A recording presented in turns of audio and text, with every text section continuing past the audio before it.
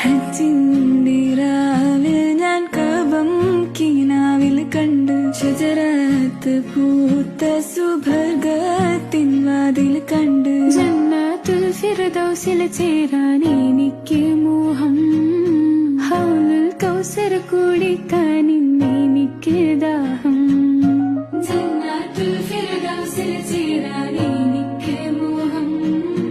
ഹൗലുൽ കൗസർ കുടിക്കാൻ എനിക്ക് ദാഹം ഹജ്ജിന്റെ രാവിൽ ഞാൻ കഅബം കിനാവിൽ കണ്ട് ഷജറത്ത് പൂത്ത സുബർഗത്തിൻ വാതിൽ കണ്ട്